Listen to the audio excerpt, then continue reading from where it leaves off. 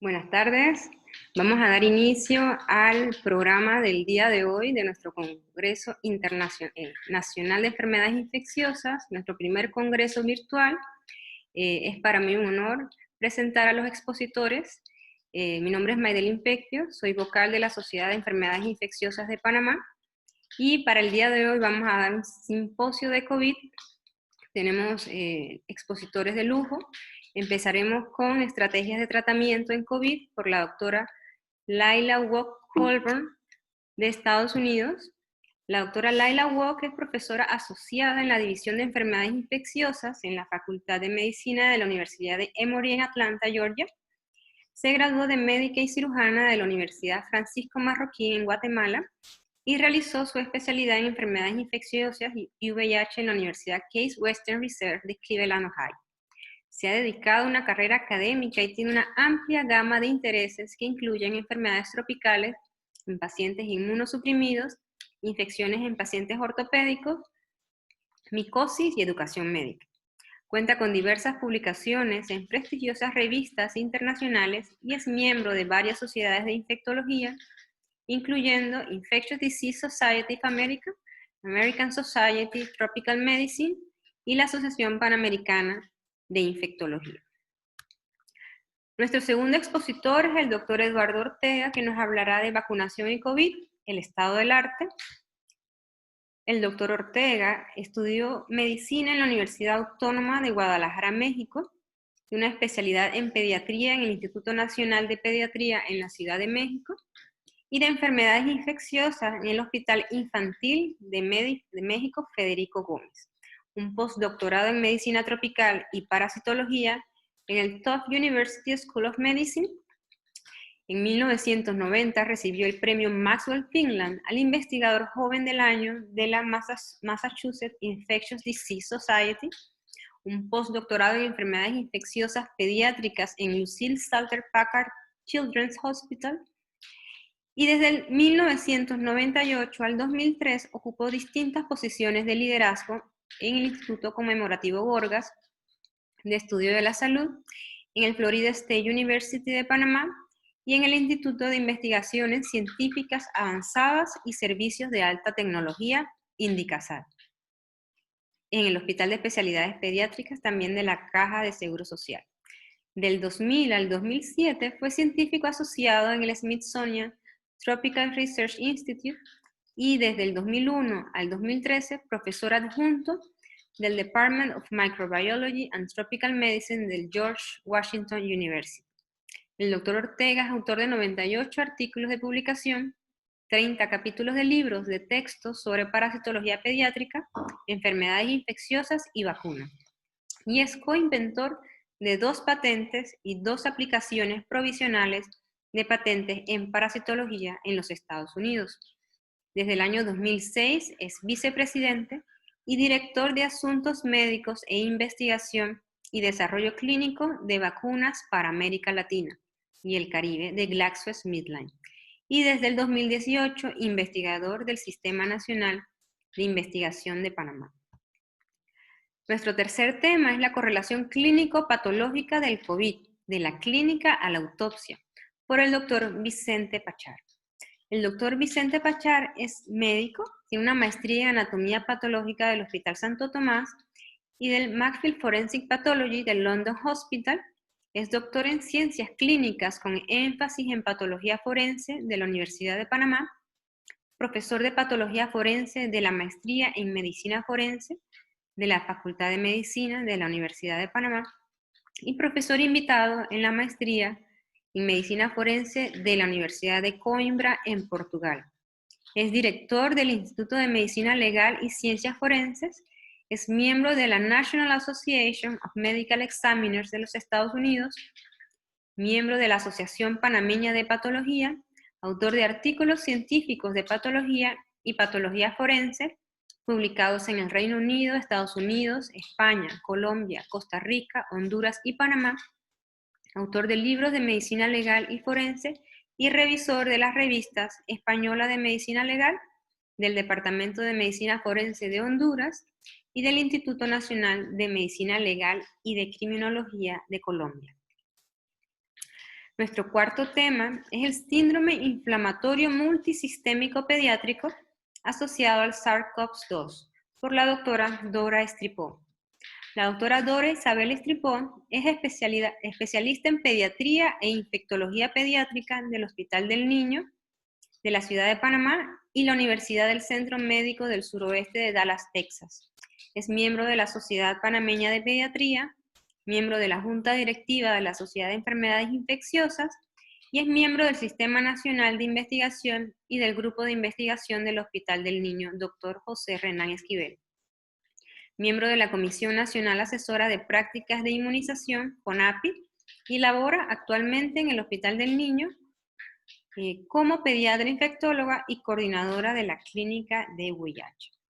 Posteriormente tendremos unas sesiones de preguntas y respuestas donde las preguntas serán enviadas al chat y los expositores entonces tendrán el tiempo para contestarlas. Muchas gracias. Buenas tardes, aquí le va la doctora Laila Colburn, profesora asociada de la División de Enfermedades Infecciosas de la Universidad de Emory en Atlanta, Georgia, Estados Unidos. Tengo el placer hoy de hablarles sobre estrategias del tratamiento COVID-19, de lo que conocemos hoy en día. Un agradecimiento a la asociación, a la Sociedad de Enfermedades Infecciosas de Panamá y a la presidenta doctora Anabel Arauz por esta invitación. Conflicto de interés son los honorarios educativos que recibo. Empecemos que esta enfermedad del COVID-19, pues llevamos ya 10 meses con ella y en marzo nos habíamos estado proponiendo cuáles eran las terapias de investigación. Ahora estas terapias, como veremos, ya son más o menos obsoletas. Habíamos pensado que antivirales como que podríamos utilizar, podría ser la cloroquina, hidroxicloroquina, el opinavir, ritonavir, el remdesivir. Se había pensado en una fase inflamatoria usando el toxizumab y el serenumab, pero veremos que a dónde estamos en esos 10 meses después o 7 meses después, que ha sido realmente una parte épica. En abril sale este resumen de los tratamientos farmacológicos del doctor Cutrell, donde nos habla sobre los diferentes lugares o potenciales lugares que se pueden desempeñar y veremos cómo esas han sido adjudicados. Usando, por ejemplo, inhibir donde entra con el receptor AC2, potencialmente el uso de cloroquina, hidroxicloroquina, el uso del opinavir, darunavir al inhibir la proteasa, o usar los antivirales como la ribavirin, el remdesivir o favipiravir o el interferón al inhibir la polimerasa dependiente del ARN y después la parte inflamatoria. Estaré basando parte de esto en las guías de la Sociedad de Enfermedades Infecciosas de Norteamérica, en el National Institute of Health y en la PAHO. ¿Cómo debería ser el tratamiento para el COVID-19? Bueno, tiene que hacerse en 3 partes o en 3 fases.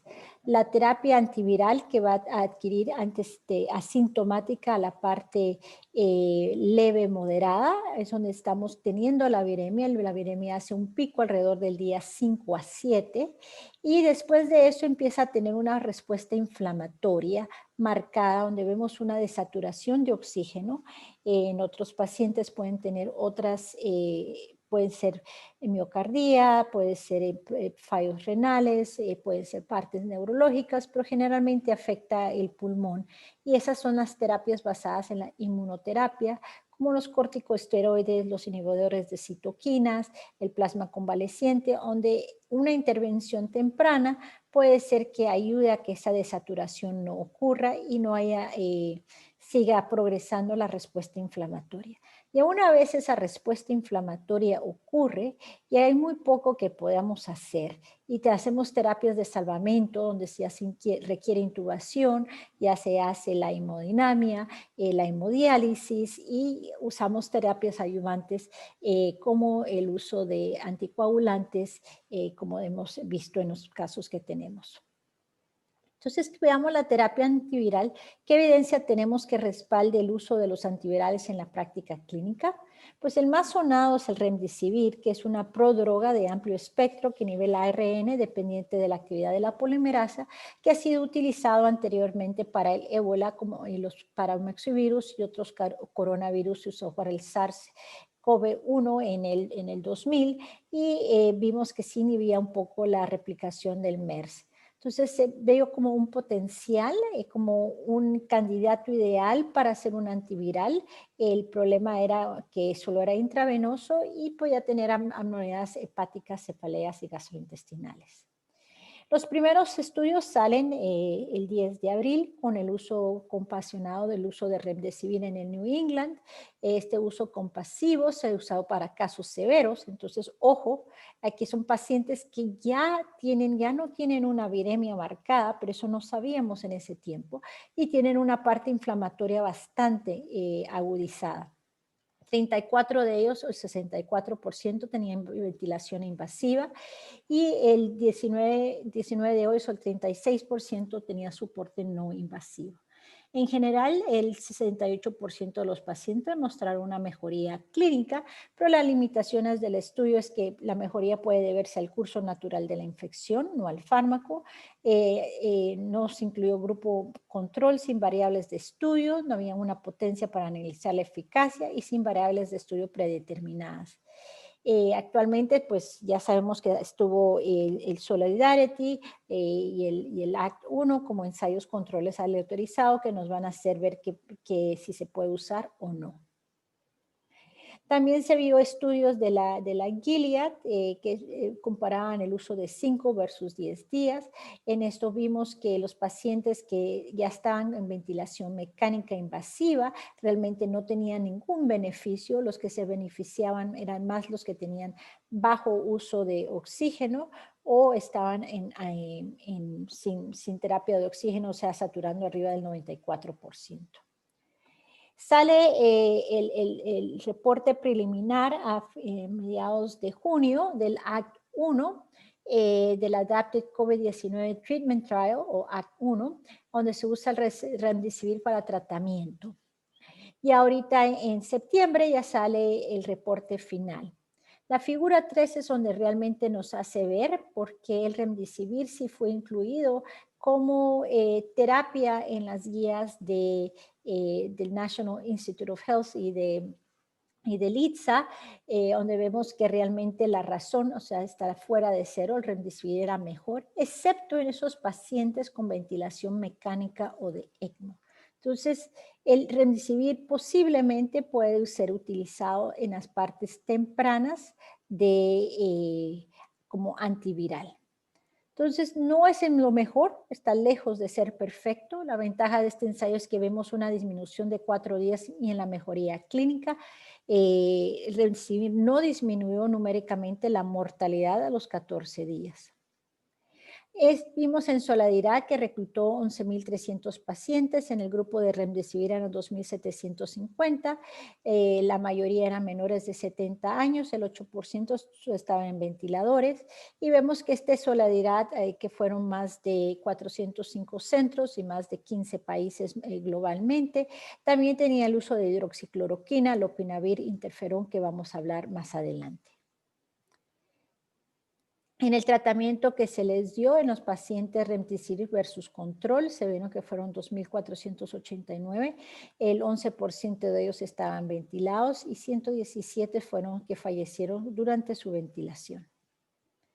Cuando vemos las gráficas, como pueden ver acá en el de Solidaridad, y todavía no ha sido un estudio que ha sido publicado ni ha sido veteado por un grupo de expertos, podemos ver que la figura A, el Remdesivir, lo rojo es Remdesivir y lo azul es el control. Vemos casi una línea morada, y eso quiere decir que los dos se unen, o sea, dando que no hay ningún beneficio si yo tomo placebo versus Remdesivir.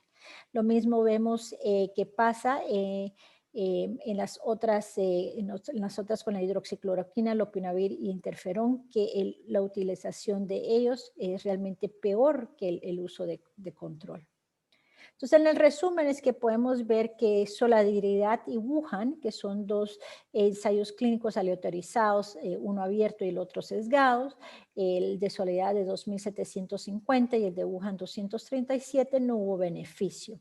El ACT-1, que es el estudio que se realizó, que fue sesgado, que tenía como 1.062 pacientes, hubo un aumento en la recuperación, pero sin beneficio en la mortalidad. Y los dos estudios que fueron por las farmacéuticos, vimos que había una mejoría con 5 días versus 10 días, pero no había ningún beneficio al final.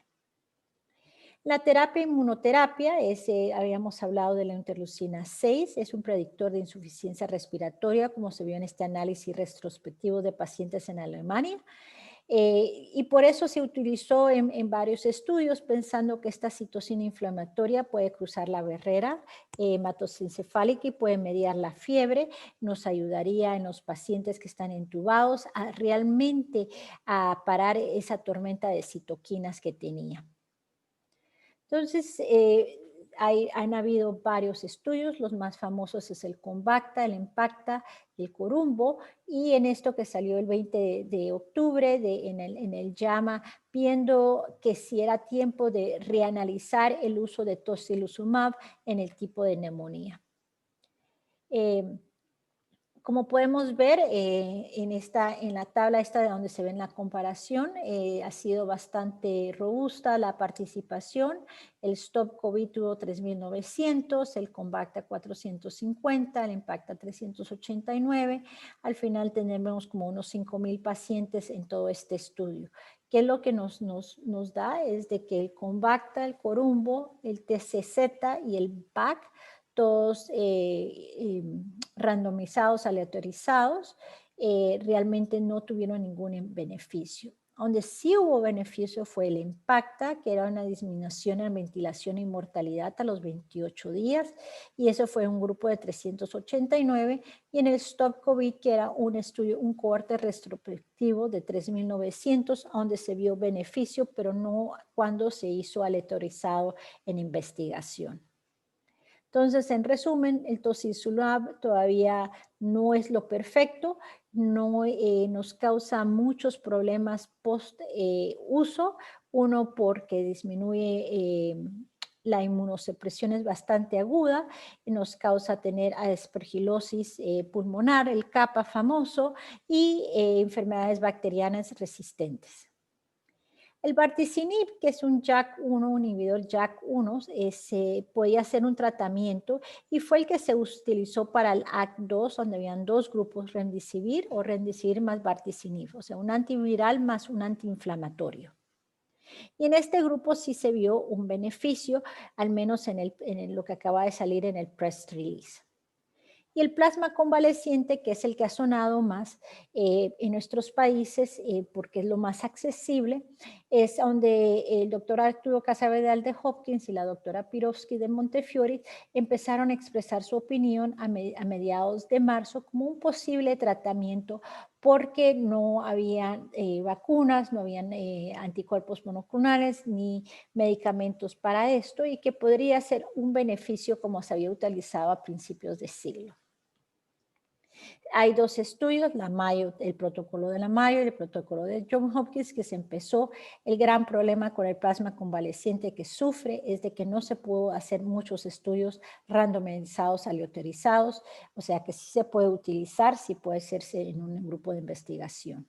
El JAMA el 3 de junio publica cómo esto puede ser una mejoría en pacientes con enfermedad severa. Es un estudio de muy pocos pacientes, un estudio piloto de 103 pacientes, 52 en el convaleciente y 51 en el control, a donde vemos que en la parte de todos los pacientes, el grupo de convalecientes puede haber tenido una mejoría, pero no es estadísticamente significativo, y donde realmente se ve la mayor mejoría es en enfermedad severa, pero no en pacientes que ya están en una enfermedad, ya están en hemodiálisis, en extracorpóreo, realmente no hay beneficio. Si hacemos un resumen del plasma convaleciente, vemos que con COVID, el Wuhan, el Placid, todos ellos no tuvieron beneficio, inclusive el con COVID y el Wuhan fueron parados. Cuando uno hace un metaanálisis de los estudios que han habido, en una N de 3000, tampoco hay ningún beneficio y estamos esperando los datos del recovery que nos darán 2000 y como se recordarán, el recovery ha sido el que nos dio lo que sí funciona como los esteroides y lo que no funciona como la hidroxicloroquina. El recovery o randomized evaluation of COVID-19 therapy es el uso de dexametasona para el tratamiento sintomático que sí reduce la mortalidad a los 28 días en pacientes hospitalizados con COVID-19 con tratamiento sintomático solamente. Lo que vemos es que la mortalidad a los 28 días en pacientes, vemos en quienes se benefician. En esos pacientes que requieren oxígeno, la línea roja, la que está más abajo, se ve que hay un claro beneficio en pacientes con oxígeno y definitivamente es estadística significativa en pacientes ventilados. Realmente baja la inflamación en ese tiempo, pero no hay beneficio en esos pacientes que no están recibiendo oxígeno. Entonces, se ha visto que hay gente que está prescribiendo el uso de corticosteroides para que se tomen, pero hay que tomarlos a su debido momento. Y ese debido momento, lo más seguro es cuando la saturación esté menos del 94%.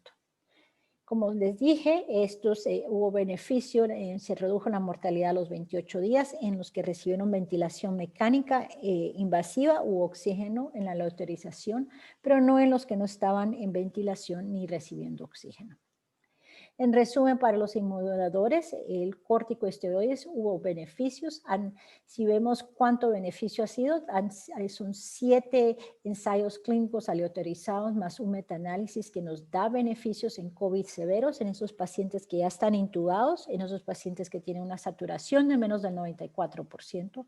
El baricitinib, que es el JAK1 en ACT2, pero eso solo sabemos por un press release, tenemos que ver los datos para ver si hay un beneficio en la mortalidad.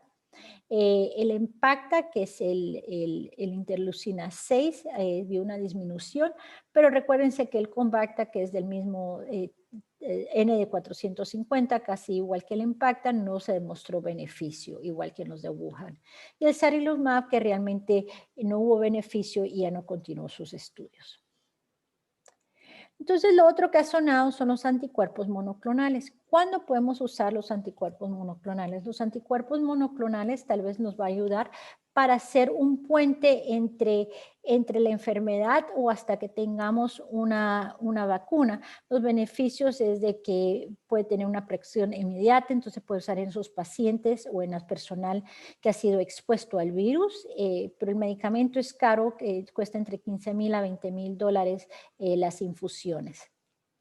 Las 3 que se han visto es el Regeneron, la ILI y el que acaba de salir que es el SARS-CoV-2, anticuerpos Li-COVID 555 que salió hoy en el New England.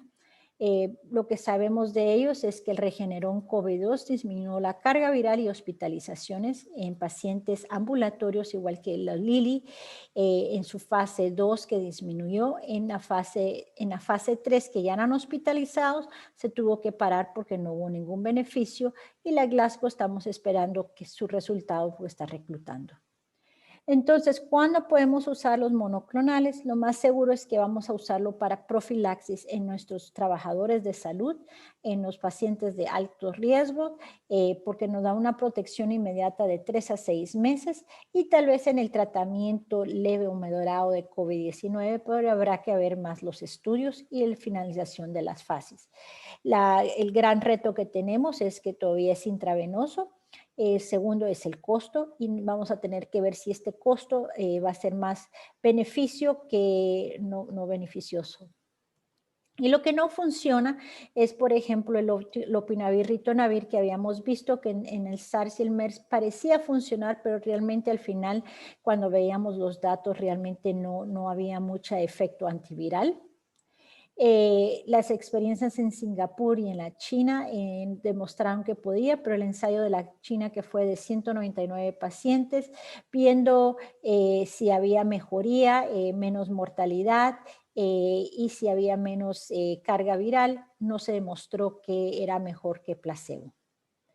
Y la hidroxicloroquina, que ha sido tema controversial, han habido suficientes estudios donde se han comparado la hidroxicloroquina, donde se han visto que hay hay más problemas con ellas, empezando las taquiarritmias, el uso que pueden tener efectos adversos, y como antiviral realmente no tiene ninguno. El Recovery nos lo enseñó y el Solidarity nos volvió a demostrar.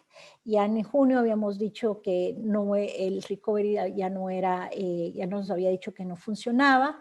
Después se vio que si podía funcionar como una profilaxis post-exposición en pacientes como los trabajadores de salud.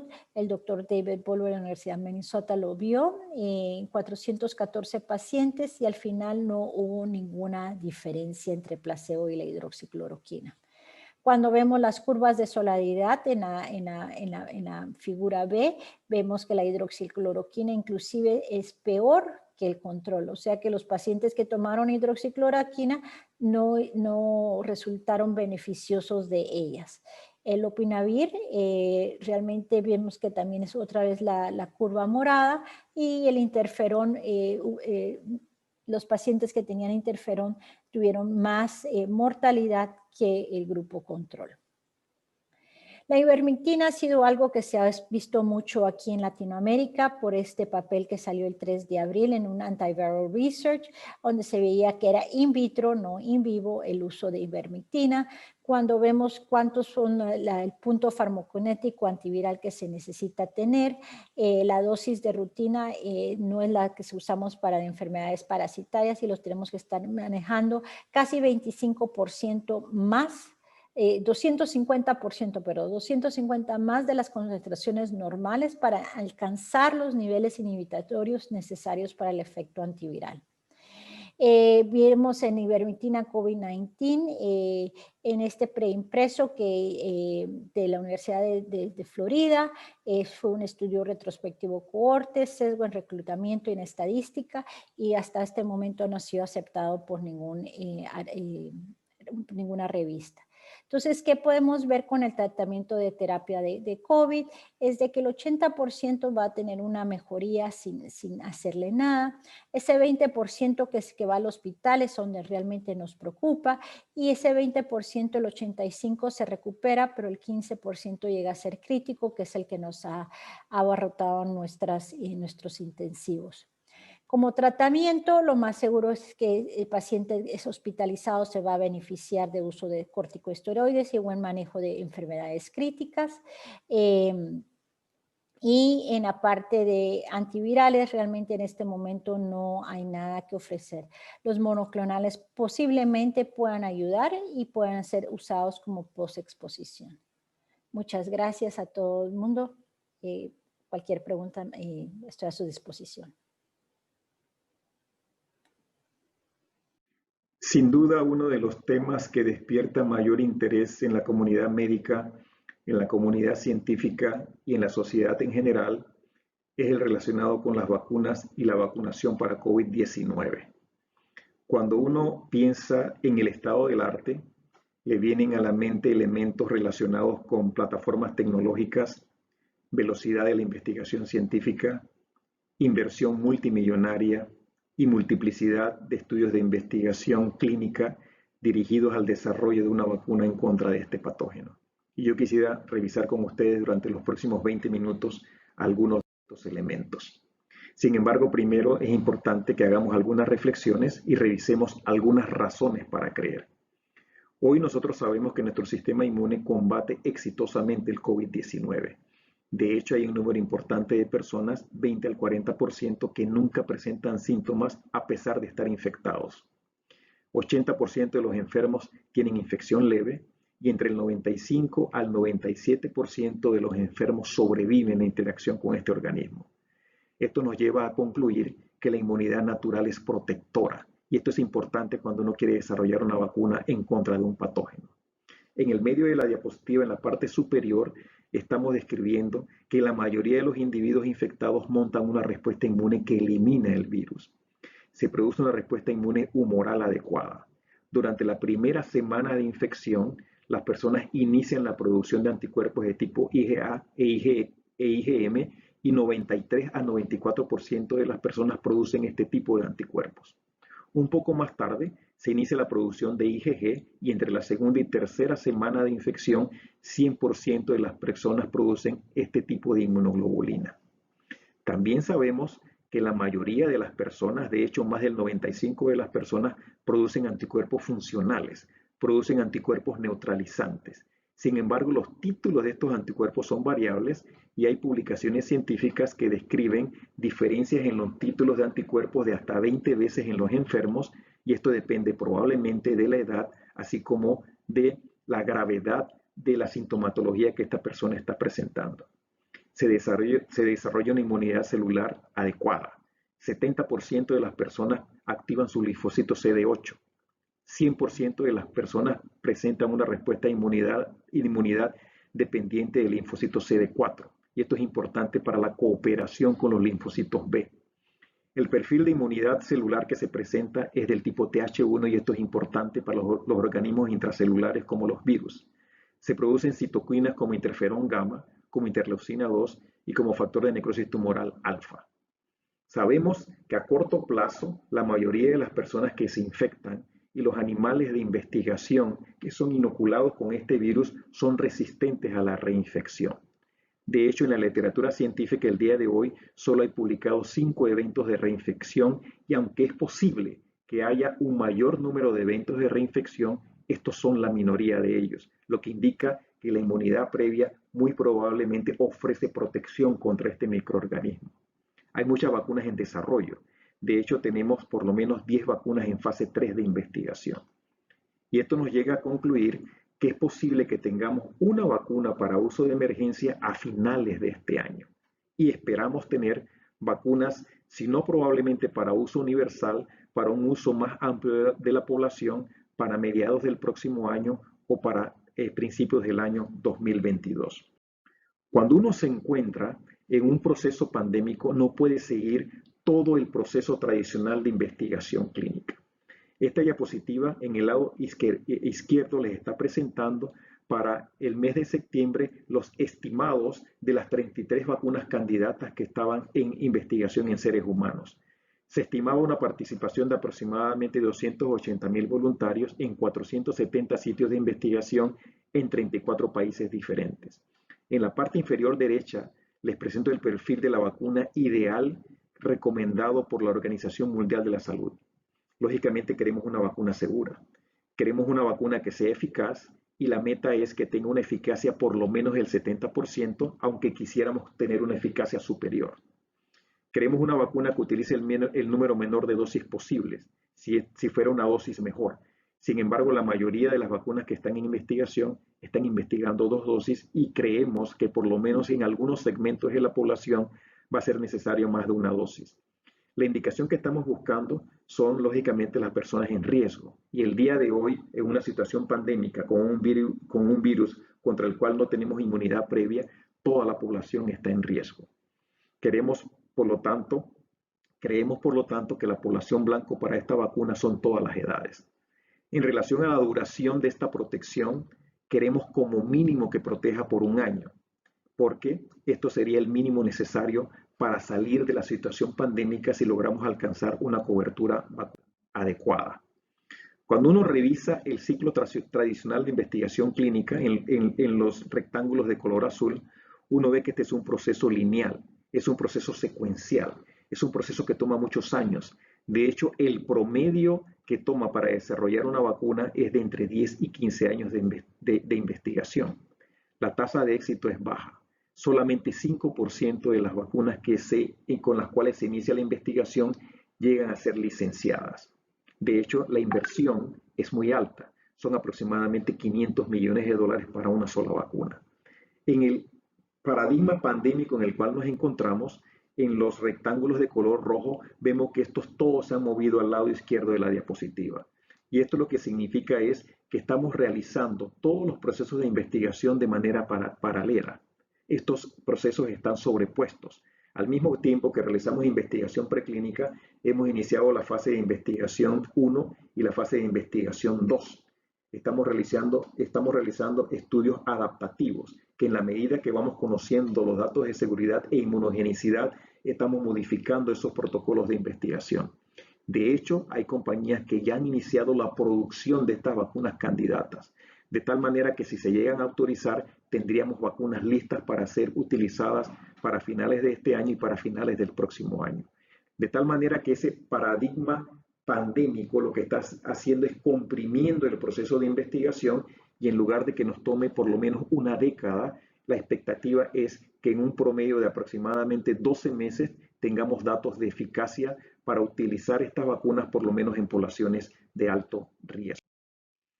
Cuando uno se pregunta cómo ha sido posible que nosotros hayamos podido acortar los tiempos del ciclo tradicional de investigación, tenemos que revisar algunos de los elementos que yo les presento en esta diapositiva. Tenemos mejor entendimiento del diseño de vacunas. Por ejemplo, el día de hoy, a través de la caracterización de la estructura tridimensional de las proteínas y de los antígenos, nosotros podemos relacionar esa estructura tridimensional con la función de estas proteínas. Tenemos nuevas plataformas tecnológicas. Hoy, por ejemplo, podemos utilizar el ácido ribonucleico o el ácido desoxirribonucleico para inocular a las personas, y las células de la persona vacunada producirían el antígeno dentro de las células. Hoy también utilizamos vectores virales que acarrean esa información genética y entregan ese material genético a las células de las personas para que las células produzcan el antígeno dentro de las células. Tenemos también mejores ayudantes. Teníamos un conocimiento previo. De hecho, en el año 2002, cuando se inicia o cuando aparece la primera pandemia de SARS-CoV-1, los investigadores iniciaron el proceso de investigación de vacunas contra este patógeno. En el 2012, cuando emerge MERS en Arabia Saudita, diferentes grupos de investigadores a nivel mundial comenzaron a desarrollar vacunas contra este patógeno. De tal manera que cuando emerge SARS-CoV-2, a finales del año pasado, a principios de este año, estos grupos de investigación rápidamente modifican sus vacunas candidatas e inician el proceso de investigación para SARS-CoV-2. Tenemos una gran redundancia de candidatos. De hecho, en la parte inferior derecha de la diapositiva, yo les presento lo que publicaba la revista Nature en el mes de septiembre, y ellos mencionaban más de 300 vacunas candidatas. Tenemos herramientas facilitadoras. En la parte superior derecha de la diapositiva les presento, por ejemplo, los modelos animales. Hoy tenemos ratones transgénicos, en los cuales se han incluido genes humanos que codifican para la proteína AC2, y se pueden utilizar estos ratones para evaluar la eficacia de estas vacunas candidatas en ratones. Hoy sabemos, por ejemplo, que el hámster sirio es un modelo animal adecuado, y que este animal, una vez infectado con SARS-CoV-2, desarrolla una neumonitis parecida a la que se presenta en los seres humanos. Tenemos además una inversión gigantesca en estas vacunas candidatas. Se han invertido en diferentes partes del mundo miles de millones de dólares para buscar una vacuna candidata a la menor velocidad posible.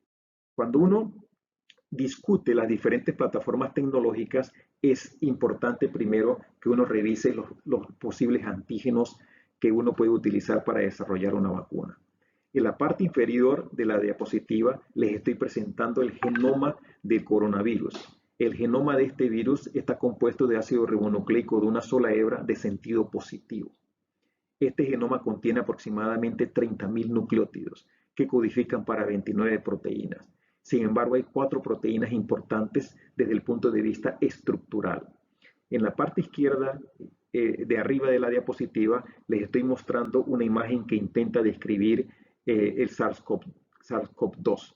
Y ahí en la parte externa de esa imagen les estoy presentando 3 de las proteínas estructurales. Hay una que es de extremada importancia y es la proteína S. Esta proteína es importante porque es la que le permite al virus adherirse a la superficie de las células epiteliales, y es la que le permite al virus invadir estas células epiteliales. Sin embargo, también es importante que es la proteína más inmunogénica que este virus tiene, y no solo eso, es la proteína que produce los títulos más altos de anticuerpos neutralizantes. Así que esta es la vacuna, esta es la proteína, es el antígeno más utilizado en el desarrollo de vacunas en contra de este virus. Esta diapositiva en el lado izquierdo les presenta para septiembre de este año las vacunas y en qué fase de investigación se encontraban. En la parte del extremo izquierdo, las vacunas que estaban en fase exploratoria o en fase preclínica, y en el medio, las vacunas que estaban en alguna de las fases de investigación clínica. En la parte inferior derecha, los países en donde se encuentran algunas de las compañías farmacéuticas, biotecnológicas o centros académicos que están intentando desarrollar vacunas. Y en la parte superior derecha, las vacunas candidatas. Hay 4 plataformas importantes. La que utilizan el virus completo, que puede ser inactivado o atenuado. Los que utilizan vectores virales, que pueden ser replicantes o no replicantes. La que utilizan material genético, y este material genético puede ser ácido ribonucleico o ácido desoxirribonucleico, y la que utilizan proteínas, ya sea subunidades de proteínas o partículas semejantes a virus. Esta diapositiva les resume el reporte de la Organización Mundial de la Salud al 24 de octubre de la situación de desarrollo de las diferentes vacunas. Había más de 190 vacunas candidatas de acuerdo a la Organización Mundial de la Salud. 150 de ellos en fase preclínica, por ahí 44 que se encuentran en alguna de las fases de investigación clínica, fase 1, fase 2 o fase 3. De hecho, hay 10 vacunas que están en fase 3 de investigación en seres humanos, 2 que utilizan ácido ribonucleico, 4 que utilizan vectores virales, 1 que utiliza proteínas recombinantes y 4 que utilizan partículas virales inactivadas. Si uno revisa las vacunas que utilizan virus enteros, esta es una tecnología muy tradicional que tiene el inconveniente que es necesario aislar el virus, es necesario cultivar el virus en el laboratorio, y esto requiere medidas de contención biológica muy estrictos. Esto también tiene una de las limitaciones, que uno requiere células de cultivo en el laboratorio para producir el virus. Y estas son tecnologías muy conocidas, son tecnologías bastante seguras, pero no son tecnologías, en particular las que utilizan virus atenuados, que caminan a la velocidad adecuada. Hay vacunas, como yo les mencionaba, que utilizan ácidos nucleicos. Pueden utilizar ácido ribonucleico o pueden utilizar ácido desoxirribonucleico. Son tecnologías muy rápidas, son tecnologías in vitro, son tecnologías que no requieren células en el laboratorio, sino que todo se hace a nivel sintético en el matraz de laboratorio. Perdón. Estas tecnologías, en el caso del ácido ribonucleico, acarrean el ácido ribonucleico dentro de una nanopartícula de lípido. Esta nanopartícula de lípido, una vez que se une a la membrana de la célula, libera ese ácido ribonucleico, y como este es de sentido positivo, este ácido ribonucleico interacciona con el ribosoma traduce esa información genética y produce las proteínas dentro de la célula que son presentadas a las células dendríticas, que interaccionarían con los linfocitos T y los linfocitos B para producir una respuesta de tipo humoral o una respuesta de tipo celular. Las vacunas de ADN se producen en un plásmido, se producen en un círculo de ADN. Estas vacunas, para ser administradas, utilizan lo que se conoce como electroporación. En este caso se produce una pequeña descarga eléctrica que depolariza la membrana celular, y esto permite que el ADN entre a la célula y posteriormente entre al núcleo de la célula. Una vez dentro del núcleo de la célula, este ADN es transcrito a ácido ribonucleico. Este ácido ribonucleico es exportado al citoplasma, y ahora el ribosoma es capaz de producir la proteína dentro del citoplasma de células. Las vacunas que utilizan vectores virales, hay 2 tipos de vectores virales: los vectores que son capaces de replicarse dentro de la célula una vez inyectados, y los vectores que no se replican. La mayoría de las vacunas candidatas utilizan vectores virales no replicantes, y en este caso lo que se utiliza, por ejemplo, es un adenovirus. Recuerden que el adenovirus es una causa común de infección del tracto respiratorio superior o del tracto respiratorio inferior. Sin embargo, estos adenovirus han sido modificados genéticamente para que no produzcan enfermedad en las personas vacunadas y para que no se multipliquen dentro de las personas vacunadas, pero ellos acarrean dentro de sí la información genética, que una vez estos virus entran a la célula, liberan esa información genética y la célula produce el antígeno dentro de la célula. Las vacunas que utilizan proteínas, esta es una tecnología muy conocida. Por ejemplo, es la tecnología que se utiliza para producir la vacuna en contra de hepatitis B. Estas tecnologías, en el lado izquierdo, por ejemplo, pueden utilizar subunidades de proteínas que se pueden purificar o se pueden producir de manera recombinante en el laboratorio, o pueden producir partículas semejantes a virus. Estas partículas semejantes a virus son proteínas que una vez que se purifican se autoensamblan y de alguna manera remedan o recuerdan a la partícula viral. Sin embargo, como no contienen material genético, no son capaces de multiplicarse dentro de las células. Como estas partículas semejantes a virus expresan en su parte externa una gran concentración de antígenos, son altamente inmunogénicas. Sin embargo, frecuentemente requieren la combinación con sistemas adyuvantes para modular esa red inmune. Esta diapositiva les resume de alguna manera alguna de estas vacunas candidatas. En la parte superior de la diapositiva, en el lado derecho, por ejemplo, le presento la mayoría de los síntomas que se han presentado en los estudios de fase 1 o fase 2. Sabemos que estas vacunas son bastante bien toleradas y que los síntomas que se producen son los síntomas que tradicionalmente uno encuentra en los estudios de investigación fase 2. Dolor local, hinchazón, eritema, malestar general, cefalea o mialgia. Esta sintomatología frecuentemente desaparece después de las primeras 24 o 48 horas de administradas estas vacunas. Son altamente inmunogénicas, producen anticuerpos neutralizantes y también producen una inmunidad de tipo celular tipo Th1. Si nosotros nos concentramos, por ejemplo, en la parte inferior derecha de la diapositiva, ahí les estoy presentando los datos de inmunogenicidad de la vacuna de ácido ribonucleico de la compañía Moderna en los Estados Unidos y en Norteamérica.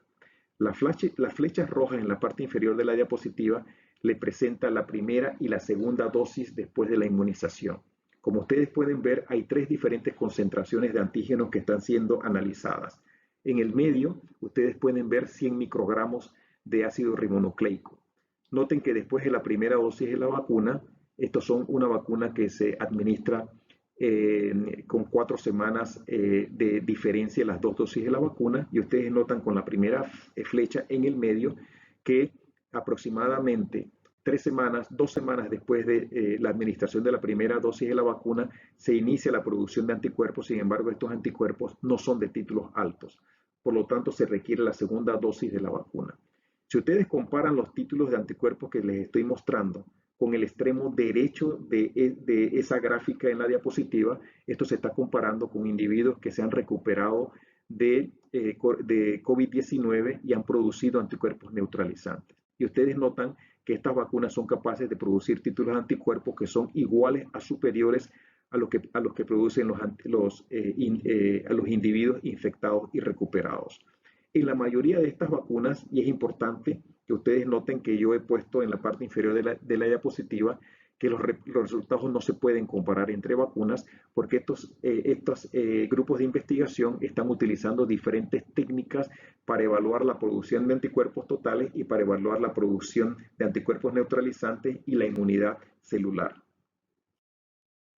Esta diapositiva les compara aquellos estudios de investigación que se están realizando en Estados Unidos y en Norteamérica. En la parte superior tenemos, por ejemplo, la vacuna de Pfizer y Moderna, que utiliza ácido ribonucleico. En el lado derecho, la vacuna de AstraZeneca y de Johnson & Johnson, que utilizan vectores virales. Estos son estudios grandes. Por ejemplo, el estudio de Moderna ya reclutó 30.000 sujetos al día de hoy. La compañía Johnson & Johnson está planeando reclutar 60.000 sujetos y Pfizer está casi completando los 44.000 sujetos que planeó reclutar desde el inicio de estos estudios de investigación. Yo les he puesto 3 flechas en el lado derecho de la diapositiva con información que creo que es importante. Noten que la eficacia buscada con estas vacunas es de un mínimo del 50% en el caso de AstraZeneca y de un 60% en el caso de las otras compañías. Esto no significa que esta es la eficacia que estas vacunas van a tener. Esta es la eficacia mínima necesaria que las autoridades regulatorias han definido con la cual ellos estarían de acuerdo en aprobar el uso de estas vacunas. Es probable que nosotros tengamos eficacias superiores a eso y mi expectativa es que tengamos eficacias por lo menos por arriba del 75%. Con la segunda flecha roja en el lado derecho, lo que les estoy presentando es el número mínimo de eventos para completar estos estudios de investigación. ¿Esto qué significa? Cuando tenemos los sujetos reclutados para demostrar que estas vacunas son eficaces. Y en la mayoría de estos estudios de investigación, este número de sujetos es de aproximadamente 150. Sin embargo, en la flecha roja, en la tercera flecha roja, les estoy mostrando el número de eventos mínimos para realizar los análisis interinos de eficacia. Hay estudios que van a realizar un análisis interino, hay estudios que van a realizar más de un análisis interino. ¿Y esto qué significa? Este es el número mínimo, el número más pequeño suficiente para que estos estudios de investigación definan si su vacuna tiene un perfil que vaya a tener la eficacia adecuada. Noten, por ejemplo, que en el caso de Pfizer, el número mínimo necesario es de aproximadamente 32 eventos. O sea que con 32 eventos, Pfizer pudiera demostrar que su vacuna tiene una eficacia mínima del 60%. ¿Qué significa? Esto significa que es altamente probable que nosotros tengamos datos de eficacia de algunas de estas vacunas para el mes de noviembre. Esta diapositiva en la parte superior les muestra un poco el cronograma de estos estudios de investigación. Las dos flechas rojas que les estoy mostrando es el momento en el cual con mucha probabilidad vamos a tener datos de eficacia en los análisis interinos de investigación. En el lado izquierdo les estoy presentando las diferentes compañías: Moderna, AstraZeneca, Johnson & Johnson, Novavax y Sanofi. El rectángulo azul les muestra el proceso de enrolamiento de los sujetos y es diferente porque tienen diferentes números de sujetos para ser reclutados. Los números que están incluidos en los rectángulos blancos son el número mínimo de sujetos que son reclutados en algún momento específico de la evolución de estos estudios de investigación. Vean que las dos flechas rojas están apuntando al número 50. Y esto significa que en ese momento, en el mes de noviembre para la compañía Moderna y en el mes de diciembre para la compañía Johnson & Johnson, ellos van a tener el número necesario para realizar sus primeros estudios interinos de eficacia, y es muy probable que tengamos esa información. Sin embargo, eficacia no es suficiente para aprobar una vacuna. Necesitamos tener seguridad. Y la Agencia Federal de Medicamentos de los Estados Unidos de Norteamérica ha definido que se debe tener una media de por lo menos 2 meses de seguimientos para el 50% de la población participando en estos estudios después de la administración de la última dosis de la vacuna. Así que es posible que estos datos de seguridad se logren para finales de este año. La expectativa entonces es que tengamos eficacia y seguridad para estos estudios de investigación para el mes de noviembre o para el mes de diciembre. Hay otras compañías como como Novavax, por ejemplo, que tendrían esa información para el mes de febrero del próximo año, y para Sanofi para el mes de abril del próximo año. En la parte inferior de la diapositiva, lo que les estoy mostrando en color, en la tabla de color negro, las diferentes fechas en las cuales las diferentes compañías están iniciando los estudios de investigación en los estados de Norteamérica. Finalmente, de nada vale tener una vacuna aprobada si la población no acepta vacunarse con estas vacunas. Y el día de hoy sabemos que si tenemos una vacuna con una eficacia mínima del 75%, necesitamos vacunar por lo menos al 70% de la población para que la inmunidad de rebaño proteja al resto de la población que no ha recibido la vacuna. En resumen, este estudio realizado de manera digital en 20 países a nivel mundial con más de 19,000 individuos concluye que a nivel mundial 74% de las personas estarían de acuerdo en vacunarse si tuvieran una vacuna aprobada contra COVID-19. El 56% de la población dijo que estaba preocupado por los efectos secundarios y el 29% tenía preocupaciones sobre la eficacia de las vacunas. 17% en general estaba en contra de las vacunas. En el lado izquierdo de la diapositiva, con un asterisco rojo, yo les he señalado los países de América Latina que participaron en este estudio. Y ustedes noten, por ejemplo, que hay países como Chile, en el medio de la diapositiva, en el cual solamente el 70% de la población estaría de acuerdo en vacunarse si existiera una vacuna disponible el día de hoy. En nuestro país, Dister y Neira realizó un análisis en 600 personas. de diferentes grupos de edad, diferentes géneros, en diferentes partes del mundo y con diferentes ingresos económicos. Y lo que uno concluye de este análisis de Dister y Neira es que solamente el 30% de la población estaría de acuerdo en aplicarse la vacuna tan pronto como la vacuna estuviera lista. El 50% de la población esperaría vacunarse, o sea, se vacunaría cuando la mayoría de la población estaría vacunada. Y hay un 21% en general que preferiría no recibir la vacuna. De hecho, en la parte izquierda, en el lado inferior izquierda de la diapositiva, vemos, por ejemplo, el ingreso económico de las personas. Y vemos que aquellas personas que ganan $2,000 o más son aquellas que estarían más de acuerdo con recibir la vacuna tan pronto como la vacuna estuviera lista, 43% de estas personas. No sé si existe una relación entre ese ingreso económico y la información que estas personas han recibido a través de los diferentes medios de comunicación, pero esta diapositiva lo que nos dice es que tenemos por delante un gran trabajo a nivel de nuestro país para que las personas acepten que estas vacunas, una vez que han sido aprobadas, son seguras y son eficaces. Recuerden que no hay vacuna que no funcione si no es administrada y que todos vamos a estar en riesgos hasta que el mayor porcentaje de la población haya recibido estas vacunas. Finalmente, yo termino donde comencé. Creo que hay muchas razones para creer. Creo que tenemos vacunas que nos van a ayudar a salir, candidatas que nos van a ayudar a salir de esta pandemia. Sabemos que nuestro sistema inmune nos protege en contra de este organismo y si uno revisa la historia de las vacunas y la vacunación, también sabemos que algunas de estas vacunas son capaces de mejorar lo que nuestro sistema inmune normalmente hace. En particular, nosotros esperamos que las vacunas de ácido ribonucleico o las vacunas de adenovirus o quizás algunas vacunas proteicas adyuvantadas nos ofrezcan esa alta respuesta inmune con anticuerpos neutralizantes y una respuesta inmune celular activa que nos ayuda a protegernos en contra de este microorganismo. Muchas gracias por su atención.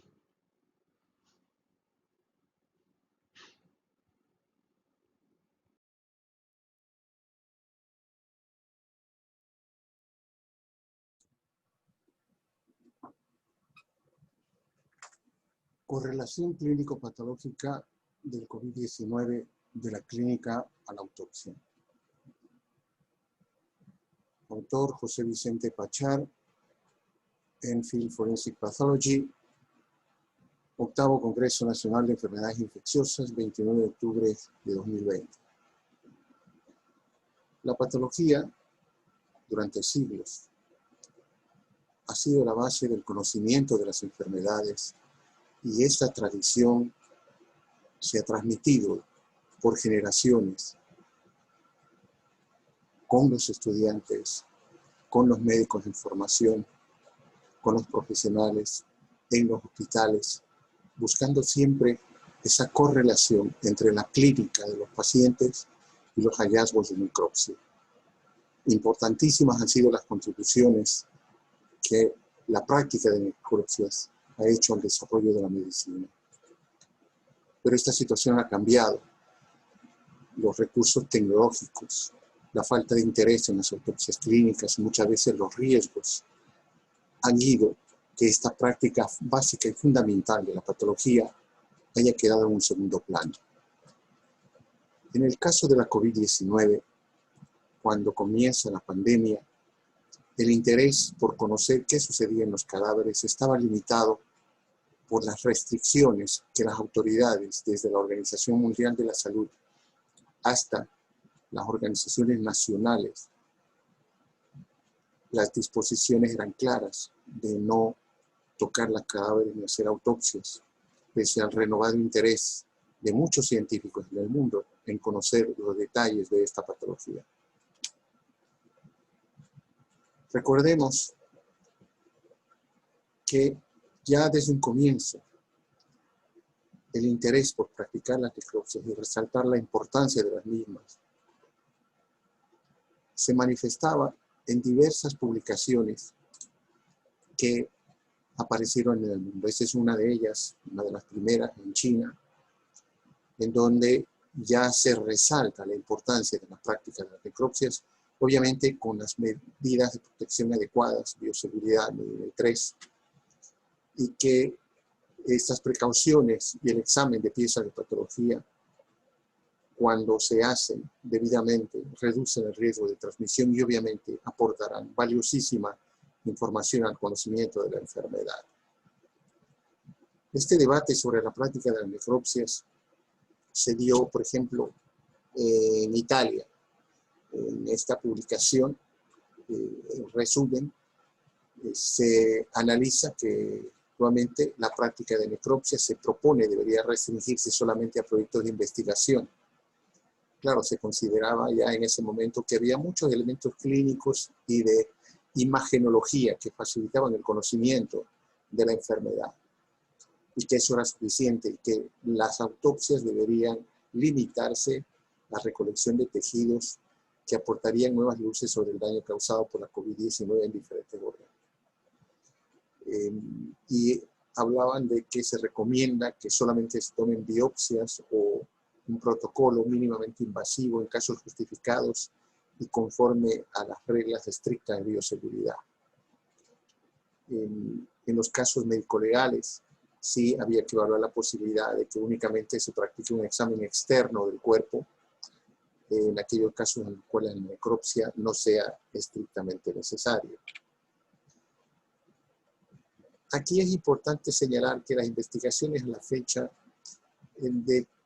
en cuanto al manejo de los cadáveres positivos o sospechosos es importante porque revela que no hay evidencia científica que demuestre que el cadáver de un fallecido COVID-19 positivo sea contagioso, que se han propuesto diferentes guías de manejo de los cadáveres y que estas guías son tan variables en cuanto al uso de los equipos de protección personal y otras medidas de protección, particularmente durante la necropsia. Hay marcadas diferencias en el uso de desinfectantes y sus concentraciones. Igual las disposiciones varían en cuanto a servicios funerarios, contacto con familiares. Y hacen una afirmación sólida de que la evidencia científica que sirve de base a las guías es bastante limitada. Hay una variedad. Aquí en Panamá sí establecimos trabajar con las debidas precauciones del Código Rojo. Sin embargo, sí se afirma que se requiere más evidencia científica que justifique el manejo adecuado de los cadáveres COVID-19 positivos. Hemos hecho una revisión de lo publicado en la literatura en cuanto a estudios de patología y de necropsias y hemos encontrado lo siguiente. Los primeros estudios que se hicieron fueron los casos en China. Obviamente el interés primario era en la patología pulmonar. Y en esta presentación, en este artículo, se presentan dos pacientes a los cuales se le practicaron lobectomías por adenocarcinoma y retrospectivamente detectaron que tenían COVID-19 al momento de la cirugía. En la figura de la izquierda se puede observar las imágenes de los estudios histopatológicos, los exudados proteináceos en los espacios alveolares, dispersos globos de proteínas, fibrina intraalveolar con organización temprana, células inflamatorias, mononucleares y células gigantes multinucleadas. Al igual que en esta imagen inferior a la derecha, los neumocitos hiperplásticos, algunos con inclusiones virales sospechosas. En este otro, un cuadro muy parecido, salvo la expansión difusa de paredes alveolares y septos con proliferación fibroblástica, estos tapones de proliferación de fibroblastos o bolas de fibroblastos en el intersticio y abundantes macrófagos. Una segunda publicación también en China, en muestra de biopsia en los pulmones, ya evidencia algo que es más característico, el daño alveolar difuso bilateral con exudados fibrinomyxoides. En el pulmón derecho mostraba descamación de neumocitos, formación de membranas, hialinas, indicadores de síndrome de estrés respiratorio agudo. En el otro, edema con formación de membranas hialinas, sugestivo de fase temprana del síndrome. También era importante el infiltrado inflamatorio intersticial de mononucleares con predominio de monocitos, células incisionales multinucleadas neumocitos atípicos, cambios que veremos son comunes en otros estudios. En el hígado realmente nada específico, y en el corazón hablaban de escasos infiltrados inflamatorios mononucleares, sin embargo, no específicos de miocarditis. Más adelante se presenta el caso de un paciente asmático de 37 años que fallece por COVID-19, y en este era un caso de hospital, y aquí lo que se observan son los cambios de asma con los tapones de moco y cambios específicos. Otra vez se reafirma el daño alveolar difuso temprano, neumonía fibrinosa y ausencia de bronconeumonía. Estos cambios histológicos son distintos a los típicos de influenza. En otro informe también de casos de neumonitis rápida en paciente, en este caso un paciente con cáncer. Aquí lo interesante es que en este informe se hace énfasis de un paciente inmunocomprometido que tiene como una complicación COVID-19 el daño pulmonar agudo, se complica. Es muy evidente el daño alveolar difuso en fase aguda y organizada, y se habla de un predominio de infiltrado inflamatorio CD68 positivo, y sugiriendo que la infección viral fue posterior a la duración de la terapia. Es un paciente que está inmunocomprometido.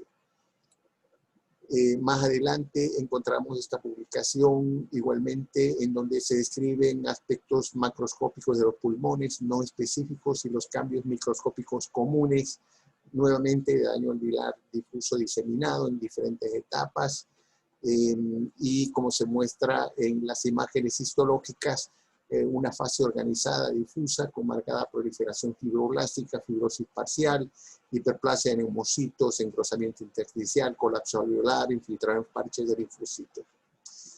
Aquí sí, en el corazón nos hablan de una miocarditis linfocítica leve y signos de epicarditis en algunos casos. Nada específico en el hígado.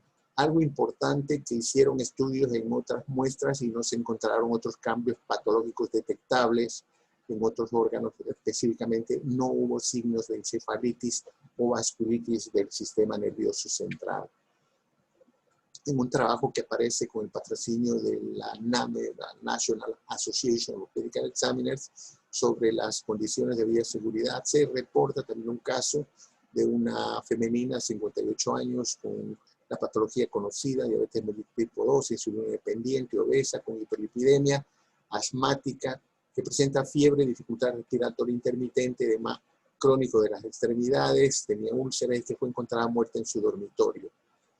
En este caso, los pulmones, igual, un aspecto muy parecido, salvo que ya se observan algunas áreas de hemorragia, y el estudio histológico, muy similar a lo que ya se había observado, se agrega la cantidad notable de macrófagos intraalveolares, neumocitos reactivos y esporádicas células gigantes multinucleadas.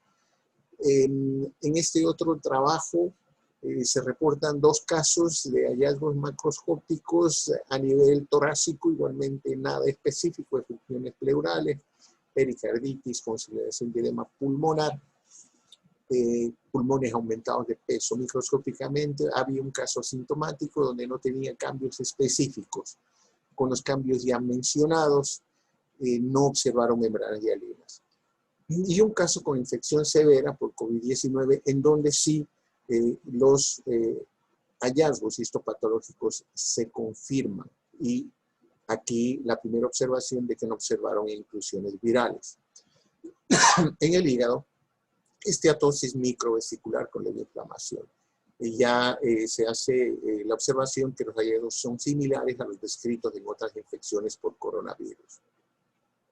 En esta presentación corresponde a un varón 54 años, hipertenso, con antecedentes de gota, migraña, apnea obstructiva de sueño, un índice de masa corporal de 30.9, que presenta un cuadro clínico conocido, con hisofado nasofaringeo PCR positivo, con cambios histológicos y de pruebas de laboratorio. Los pulmones macroscópicamente no específicos, microscópicamente nuevamente los cambios descritos, tal vez adicional y muy resaltan los trombos organizados, CD61 positivo en uno de ellos. En Panamá hicimos este trabajo en un paciente que murió súbitamente en casa y nuestras observaciones corroboran cambios histológicos ya descritos y además endotelialitis, trombosis y angiogénesis como elementos característicos ya de esta patología. También hemos encontrado casos, hallazgos interesantes en muestreos que hemos practicado en casos esporádicos en donde se ve lesión endotelial que llama la atención. Sin embargo, hay una opinión distinta, por ejemplo, en este estudio, donde en Francia concluyen que la lesión pulmonar en la infección por SARS-CoV-2 no es un daño alveolar difuso, sino una neumonía organizada con daño endotelial. Más adelante ya estudios específicos nos hablan de que el daño primordial sigue siendo la lesión endotelial. Se nota también una angiogénesis vascular, una neumonía linfocítica de predominio intersticial con la endotelialitis. Y se logra ya identificar estos microtrombos y la presencia del virus en las membranas celulares. Este artículo ya es concluyente, en donde en Alemania ya encuentran las partículas virales a nivel de riñón, de intestino delgado y de pulmón, y definitivamente hay cambios asociados a la presencia del virus. Igualmente, aquí se habla ya de que es una enfermedad con microangiopatía trombótica, respuesta inmune aberrante. Estas son las autopsias que practicaron en Monte Sinaí, en donde ya van más allá. La patología se extiende, hablan de microtrombos en múltiples sistemas orgánicos, incluyendo el cerebro, y localizan el virus en los receptores ACE2. Y se habla de que la COVID-19 es una enfermedad primaria respiratoria viral con disfunción endotelial, estado de hipercoagulabilidad y trastorno de la respuesta inmune tanto innata como adaptativa. En este estudio, que también se hace en el norte de Italia, donde tuvieron una casuística abundante, igualmente se afirma ya con microscopía electrónica la presencia de partículas virales localizadas principalmente en los neumocitos. También más adelante en este trabajo se puede observar la cantidad considerable de microtrombos de fibrina en pequeñas arteriolas pulmonares y cambios muy parecidos a los descritos anteriormente. Este trabajo se publicó en España, donde se resumen los hallazgos macroscópicos, microscópicos, los dividen en formas precoces y avanzadas, pero igualmente relacionadas con el daño alveolar difuso. Esta es otra publicación que se hizo, todo esto es en casos forenses, en donde igual con pacientes con las mismas comorbilidades, los hallazgos son muy parecidos, daño alveolar difuso, membranas hialinas, hemorragias, y aquí se hace ya una primera observación de un elemento que se agrega, los numerosos megacariocitos. En esta investigación se hacen estudios con tecnología más avanzada de patología, como es la tinción fluorescente, para demostrar material RNA y DNA en los tejidos, obviamente identificando la presencia del virus. Es así como se va llegando a la conclusión ya más adelante con las publicaciones de que esta es una enfermedad sistémica con mayor compromiso de los pulmones y del corazón. Se habla ya de un atrapamiento intravascular de neutrófilos, tromboembolismo pulmonar mayor con infartos pulmonares y hemorragia. Y se cita el caso de estos pacientes. También se habla en uno de los casos de una miocarditis linfocítica. En el resumen, se afirma que los hallazgos apoyan el concepto de que la patogénesis de la COVID-19 grave incluye la lesión viral directa de múltiples órganos, incluyendo el corazón y los pulmones, y las consecuencias del estado de procoagulación con coagulopatía. Esto lo van demostrando en las imágenes y en los estudios histológicos que incluyen inmunohistoquímica y los análisis que hacen en otros tejidos en donde se describen cambios no específicos. En esta imagen, por ejemplo, se habla o se demuestra el fenómeno de aumento de la coagulabilidad en una arteria pulmonar segmentaria, los infiltrados linfocíticos intersticiales, etc. Finalmente, en estos estudios de inmunohistoquímica, microscopía electrónica, nuevamente se reafirma la presencia en microscopía electrónica de las colecciones virales dentro de la célula endotelial glomerular. Esto es, esta gráfica es mucho más demostrativa de cómo en este estudio de 26 pacientes se observa ya por microscopía electrónica la presencia del virus en túbulos y podocitos y se identifican por medio de análisis de proteínas la presencia de elementos nucleares del virus. Finalmente, y realizando ya la correlación clínico-patológica, podríamos afirmar a estas alturas que la COVID-19, causada por el nuevo beta coronavirus SARS-CoV-2, se manifiesta primero como una infección de las vías respiratorias superiores. En algunos casos la enfermedad progresa hacia las vías respiratorias bajas y a los alvéolos, donde se expresa como una forma atípica del síndrome de distrés respiratorio agudo, caracterizado por niveles elevados de marcadores de coagulación, como los dímeros B, y de marcadores proinflamatorios en el torrente sanguíneo. Los informes de autopsia demuestran numerosos trombos microvasculares que en los pulmones de los fallecidos, junto con evidencia de la presencia intracelular del virus en las células vasculares que causa una difusión endotelial secundaria a endotelialitis, con respuesta inflamatoria exagerada, descarga masiva de citoquinas, activación atípica de macrófagos, concomitante con un estado de hipercoagulabilidad, trombosis y trastorno de la respuesta inmune, tanto innata como adaptativa. En los casos fatales, este daño se torna sistémico y afecta a toda la microvasculatura, con aparición de formas reactivas de oxígeno, vasoconstricción, hipoxia y depósitos de plaquetas sobre una membrana basal expuesta, iniciando así la coagulopatía intravascular y la falla multiorgánica. Esta es la bibliografía pertinente. Muchas gracias por la invitación a participar y saludos a todos los participantes.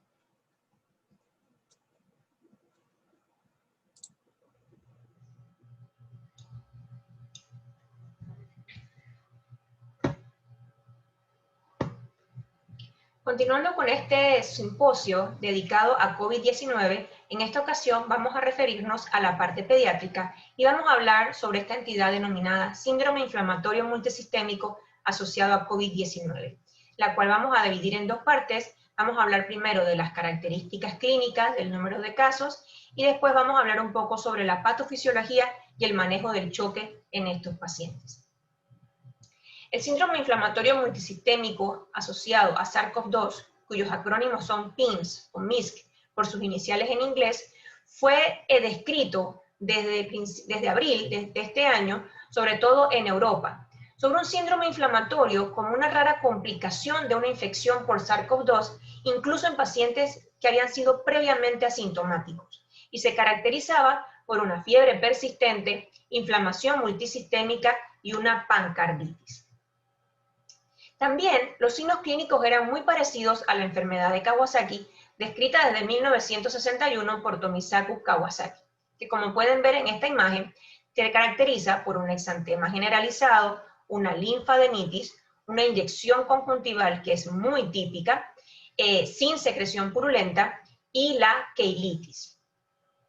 Y pues también se asoció y se denominó una enfermedad de Kawasaki asociada temporalmente a SARS-CoV-2. Entonces, pero este síndrome inflamatorio tiene algunas características diferentes a la enfermedad de Kawasaki, sobre todo por una gran alteración de diferentes sistemas. Y en esta figura, pues, resume de forma muy sencilla los principales sistemas que son afectados por este síndrome inflamatorio multisistémico. Esto se encuentra en una publicación de Nakra et al. En la revista Children, publicada recientemente. Y aquí vamos a ver, por ejemplo, que el signo cardinal es la fiebre. Los pacientes pueden presentar mialgia, van a tener esta conjuntivitis, el ojo se ve muy rojo, la región vulvar del ojo, sin secreción, la linfadenopatía, estomatitis, y pueden tener edema y eritema de las manos y los pies. A nivel neurológico van a presentar cefalea, meningismo, letargia. A nivel del corazón, y que es la razón por la cual principalmente estos pacientes pueden quedar en una unidad de cuidados intensivos y pueden tener secuelas, es por la miocarditis. Vamos a encontrar una alteración de las pruebas que evalúan la función cardíaca, alteración en la troponina, aumento del ProBNP. Algunos pacientes, similar a lo que sucede en la enfermedad de Kawasaki, pueden desarrollar aneurismas de las arterias coronarias, hipotensión, hipoperfusión y taquicardia. También vamos a encontrar en algunos casos hipoxemia, infiltrado pulmonar, dolor torácico, y en los laboratorios algunos signos importantes son la trombocitopenia, diferente a lo que ocurre en la enfermedad de Kawasaki, sobre todo que a las 2 semanas posteriores va a presentar una trombocitosis. Estos niños se caracterizan por una neutrofilia y una linfopenia. También pueden tener hiponatremia y en algunos casos falla renal. Y un punto muy importante son las manifestaciones gastrointestinales, dolor abdominal, vómito y diarrea. Y este dolor abdominal es tan intenso que muchos de estos pacientes han sido evaluados por cirugía por la sospecha de un abdomen agudo. También está descrito a nivel dermatológico los que son los dedos de los pies por COVID, que es una vasculitis asociado a este síndrome inflamatorio con unas características típicas pues a nivel distal de los dedos de los pies. Es entonces por lo cual en mayo la Organización Mundial de la Salud pues hace su definición preliminar de un caso de síndrome inflamatorio multisistémico. También tenemos la definición del CDC y también tenemos la definición del Colegio Británico. Sin embargo, pues esta es la que nos resulta más práctica en Panamá y es la que hemos estado utilizando. Se caracteriza entonces por niños y adolescentes de 0 a 19 años de edad con fiebre por más de 3 días y 2 de los siguientes síntomas. Pueden tener o el exantema o la conjuntivitis bilateral no purulenta o signos mucocutáneos de inflamación, la hipotensión o choque, hallazgos de disfunción miocárdica con pericarditis, valvulitis o anormalidades coronarias, la evidencia de coagulopatía y problemas gastrointestinales agudos, como los mencioné anteriormente. Además de esto, se asocia a la elevación de los marcadores de inflamación como BES, PCR y procalcitonina. Con lo que hemos podido ver y lo que está descrito en la literatura, estos valores de procalcitonina y de proteína C reactiva son muchísimo más altos que lo que podemos ver en la enfermedad de Kawasaki. Tiene que hacerse un diagnóstico por descarte, ya que las manifestaciones pueden ser parecidas a lo que vamos a ver en un choque tóxico por estafilococo o por estreptococo. Entonces, la importancia de hacer hemocultivos y descartar estas otras patologías. Y estos pacientes, entonces, deben tener una evidencia de COVID-19, haya sido por una PCR positiva, un test de antígeno, serología positiva o la historia de un contacto con pacientes con COVID-19. Importante ver la temporalidad de estos cuadros. Esto es una carta publicada este mes en el New England Journal of Medicine, donde se observa la relación entre los casos de PIMS y las hospitalizaciones por COVID-19 en la población general. Se ve el número de casos entre marzo 2 y junio 1, y la línea amarilla nos muestra todas las hospitalizaciones asociadas a COVID-19.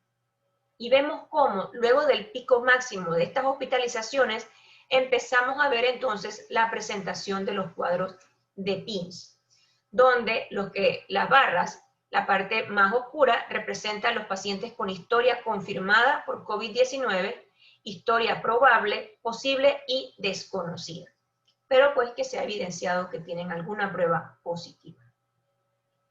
En una revisión realizada en los casos de Reino Unido, Italia, Francia y Suiza, 70 casos, se encontró que la edad más afectada era entre los 2 y 16 años. La mayoría de estos casos no tenían comorbilidades, llegaban con una fiebre de aproximadamente 4 días y con un 84% de los casos con síntomas gastrointestinales. Algunos pacientes, como les he comentado, con un cuadro abdominal que incluso fueron llevados al salón de operaciones, encontrando linfadenitis mesentérica y peritonitis. Un alto porcentaje de pacientes con hipotensión.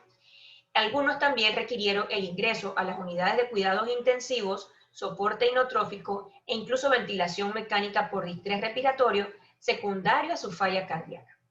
16% de estos pacientes requirieron oxigenación extracorpórea y en el ecocardiograma se observó alteración de la función ventricular en la mayoría de los casos y en algunos casos con insuficiencia de una o múltiples válvulas cardíacas.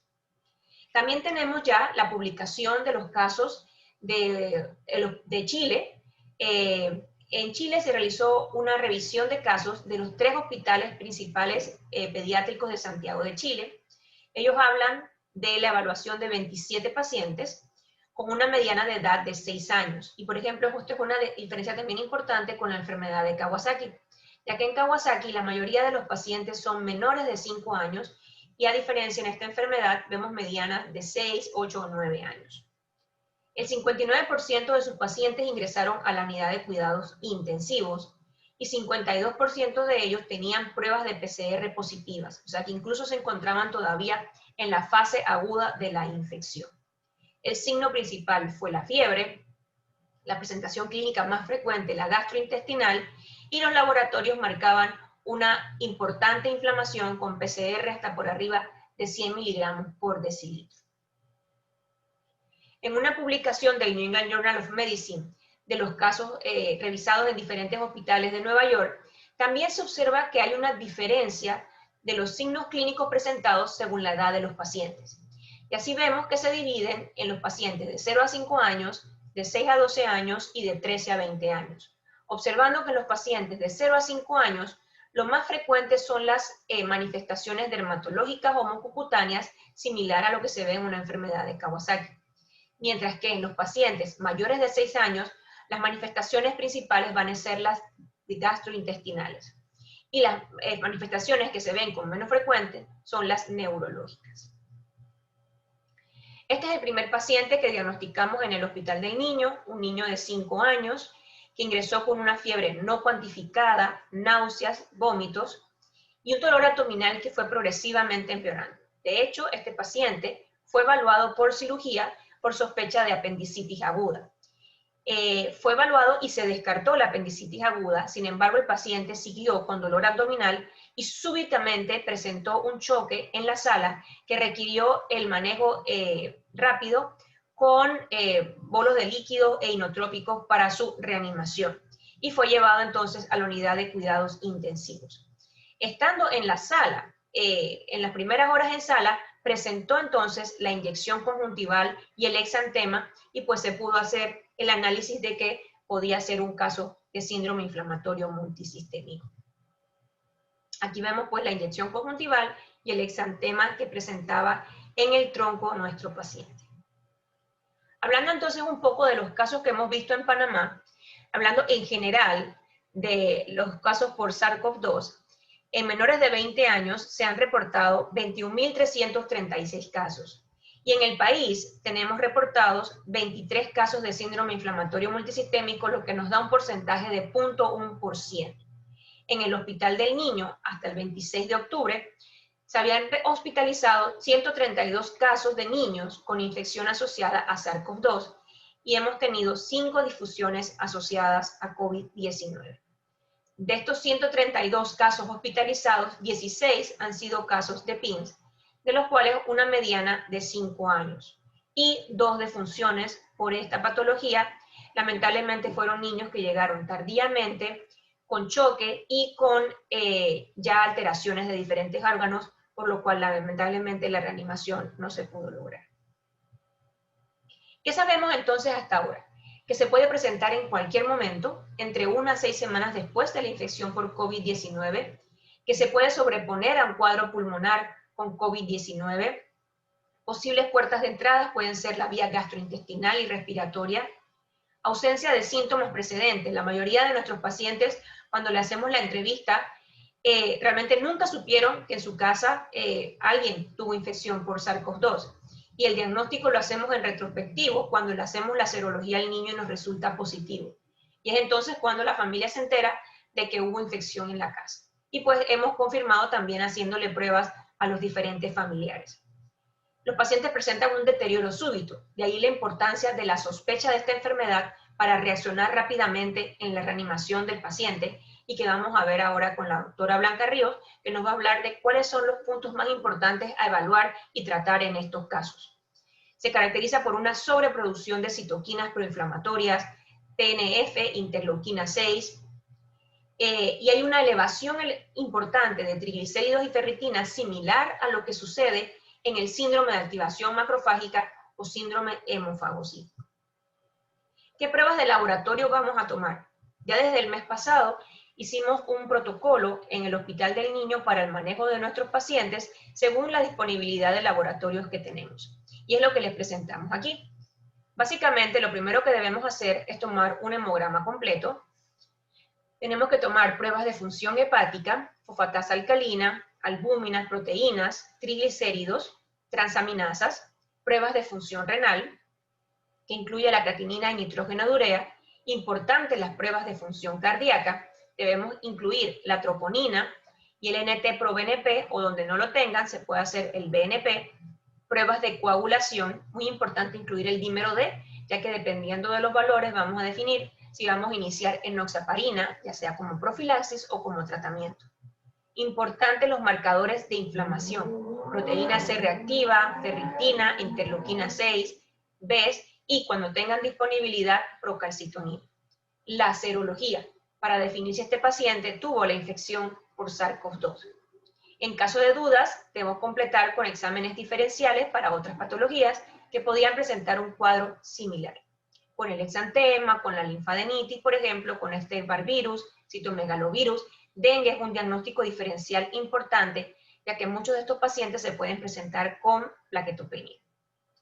Pruebas moleculares como antígeno por SARS-CoV-2 y PCR, y como este es un diagnóstico de descarte, es importante que se tomen hemocultivos, ya que estos pacientes presentan toda la sintomatología y la clínica de un paciente con un choque séptico. ¿Qué alteraciones vamos a ver en los laboratorios? Leucocitosis, pero generalmente menor de 20.000, linfopenia menor de 1.500, la trombocitopenia, hiponatremia, aumento del BNP. Generalmente nuestros pacientes tienen un BNP por arriba de 1.500 y en este proBNP hemos visto hasta de 17.000 picogramos por mililitros. Los marcadores de inflamación muy altos, más altos que los que hemos visto pues, en enfermedad de Kawasaki, aumento del fibrinógeno y significativo del dímero D. El tratamiento inicial se realiza con la infusión de inmunoglobulina lentamente. Generalmente la pasamos entre 12 a 16 horas, incluso un poco más lento. Hemos tenido pacientes en los cuales han requerido una segunda dosis de inmunoglobulina asociado al uso de metilprednisolona. En los casos leves podemos usar una dosis de 2 miligramos por kilo día. También agregamos antibiotecoterapia por el tratamiento empírico, por la sospecha de un choque séptico, considerar anticoagulación según los resultados del dímero D, y en aquellos pacientes con signos clínicos sugestivos de una enfermedad de Kawasaki, es importante agregar aspirina a una dosis de 80 a 100 miligramos kilo día. Actualmente, como vemos que esto es una enfermedad básicamente de inflamación, se ha reevaluado la dosis de metilprednisolona que se debe dar a los pacientes según la severidad del caso. Y esta severidad se calcula por el índice BIS, que es la sumatoria de las diferentes dosis de inotrópicos que recibe el paciente, algunos multiplicados por un múltiplo de 10. Entonces se divide en leve, moderado y severo. Los pacientes leves son aquellos que no requieren vasoactivos, soporte respiratorio mínimo y un daño orgánico mínimo. A estos pacientes le vamos a dar metilprednisolona a 2 miligramos kilo día. Sin embargo, si calculamos el BIS y este es menor o igual a 10, pero hay un requerimiento significativo de oxígeno y hay un daño orgánico leve, este paciente se considera moderado. Y vamos a administrar entonces metilprednisolona a 10 miligramos kilo, una dosis, y de continuación vamos a seguir con 2 miligramos por kilo día. En los pacientes severos, que ya requieren pues, múltiples inotrópicos, soporte ventilatorio, que ya hemos visto un daño orgánico moderado a severo, con disfunción ventricular, vamos a administrar bolos de metilprednisolona, con 20 a 30 miligramos por kilo día, por 1 a 3 días, y luego se les da un seguimiento con dosis de 2 miligramos kilo día. ¿Okay? Entonces, dicho esto, pues le paso la presentación a la doctora Blanca Ríos de Intensivo, que nos va a hablar un poco más sobre la fisiopatología y el manejo del choque en estos pacientes.